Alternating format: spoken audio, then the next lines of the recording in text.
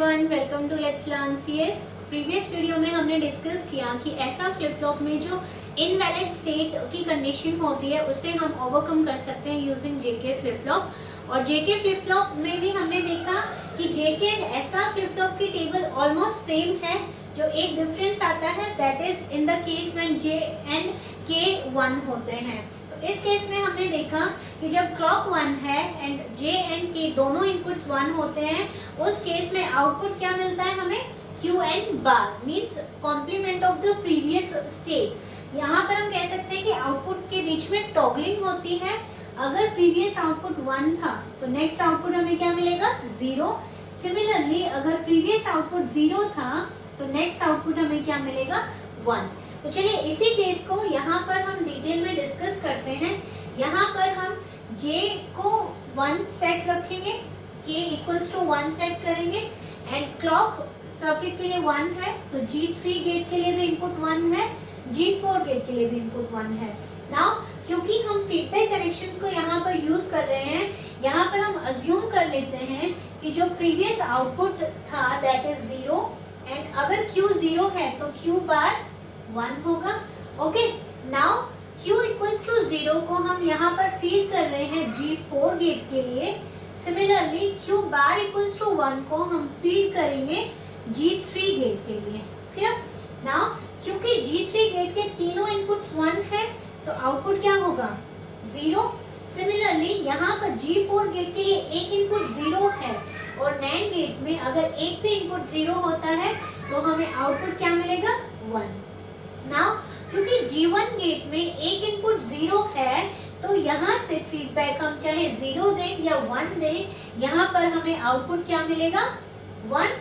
And इस 1 को जब हम यहाँ पर फीड करेंगे, क्योंकि दोनों इनपुट्स G2 गेट के लिए 1 है तो आउटपुट हमें क्या मिलेगा, 0। क्लियर? नाउ अगेन हम सपोज करते हैं इस 1 को हमने यहाँ पर फीड किया G4 गेट के लिए। प्रीवियस आउटपुट्स और इनपुट्स को हम इरेज कर लेते हैं। नाउ Q इक्वल्स टू 1 को हमने यहाँ पर फीड किया and Q bar equals to 0 यहाँ पर फीड किया। तो देखिए G3 गेट में एक इनपुट 0 है, इट मींस यहाँ पर आउटपुट क्या मिलेगा, 1। G4 गेट में तीनों इनपुट्स 1 हैं, इस केस में यहाँ पर आउटपुट हमें क्या मिलेगा, 0। तो क्योंकि G2 गेट के लिए एक इनपुट 0 है तो यहाँ से फीडबैक चाहे 0 हो या 1 हो, यहाँ पर आउटपुट हमें क्या मिलेगा, 1। सिमिलरली इस 1 को जब हम यहाँ पर फीड करेंगे तो G1 गेट का आउटपुट हमें क्या मिलेगा, 0। क्लियर? नाउ अगेन इस 0 को हम यहाँ पर फीड करेंगे G4 गेट के लिए एंड इस 1 को हम यहाँ पर फीड करेंगे G3 गेट के लिए। क्लियर? प्रीवियस आउटपुट्स हम इरेज कर लेते हैं। नाउ क्योंकि तीनों इनपुट्स 1 है G3 गेट्स के लिए तो यहाँ पर आउटपुट हमें क्या मिलेगा, 0। G4 गेट में एक इनपुट 0 है, इस केस में आउटपुट हमें क्या मिलेगा, 1। नाउ G1 गेट के लिए एक इनपुट 0 है, यहाँ से आप चाहे 0 इनपुट करें या 1 इनपुट करें, आउटपुट हमें यहाँ पर क्या मिलेगा, 1। एंड इस 1 को जब हम यहाँ पर फीड करेंगे तो G2 गेट में दोनों इनपुट्स 1 है तो आउटपुट हमें क्या मिलेगा, 0। क्लियर?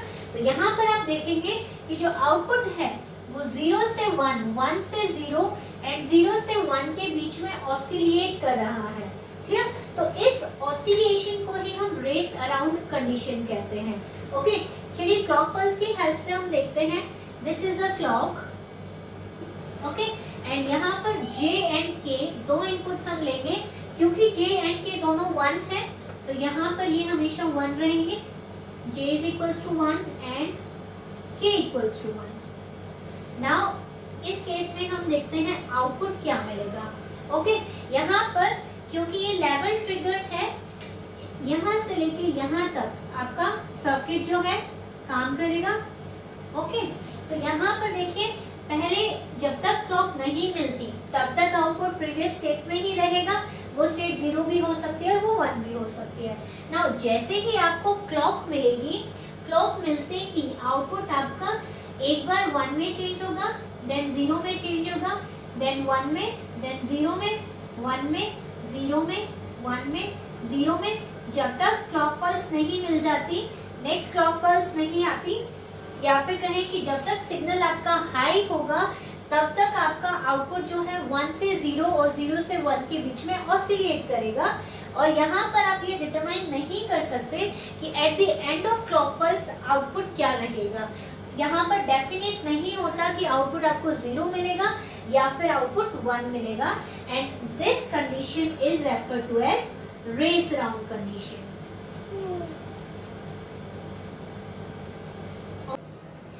नाउ लेट्स डिस्कस कि रेस अराउंड कंडीशन को हम कैसे रिमूव कर सकते हैं। यहाँ पर ये जो क्लॉक है, क्लॉक में यहाँ से यहाँ तक इस टाइम को हम क्या कहते हैं, time period for 1 clock pulse. Okay, and जब भी हम फ्लिप फ्लॉप में इनपुट्स देते हैं तो इनपुट्स के कॉरेस्पॉन्डिंग आउटपुट मिलने में कुछ टाइम पीरियड लगता है and that time is known as propagation delay. Okay, ऐसा नहीं होता कि जैसे ही आपने इनपुट दिया इंस्टेंटली आपको आउटपुट मिले। इनपुट के कॉरेस्पॉन्डिंग आउटपुट जनरेट होने में कुछ टाइम लगता है and this time is known as propagation delay. तो रेस अराउंड कंडीशन को अगर हम रिमूव करना चाहते हैं तो हम इस प्रोपोगेशन डिले टाइम को क्लॉक का जो टाइम पीरियड है उससे कम कर सकते हैं। मींस अगर जो क्लॉक का टाइम पीरियड है उसे हम कम कर दें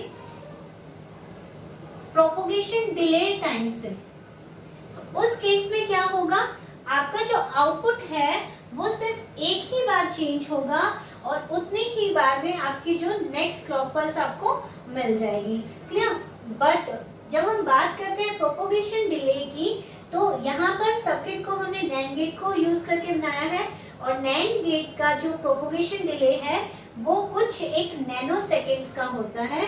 इट मींस कि फ्लिप फ्लॉप जब इनपुट को आउटपुट में चेंज करता है तो उसमें कुछ एक नैनो सेकेंड्स ही लगते हैं और उन नैनो सेकेंड्स में कोई प्रोडक्टिव वर्क नहीं किया जा सकता। तो प्रोपोगेशन डिले को टाइम ऑफ क्लॉक पल्स से कम करना एक प्रैक्टिकल सॉल्यूशन नहीं है। सो इस सॉल्यूशन को हम यूज नहीं करते हैं। ओके, जो सेकेंड सॉल्यूशन है जो हम यूज कर सकते हैं that is edge triggering. Edge triggering means अगर हम फ्लिप फ्लॉप को एज या तो पॉजिटिव एज पर या फिर नेगेटिव एज पर ट्रिगर करें तो उस केस में आपका आउटपुट चेंज ओनली एक ही बार होगा क्योंकि यहाँ से यहाँ तक बहुत ही कम टाइम पीरियड आपको मिलता है। तो अगर आप एज ट्रिगरिंग यूज करते हैं तो यहाँ पर आप रेस अराउंड कंडीशन को रिमूव कर सकते हैं। जो नेक्स्ट मेथड है that is master slave flip flop.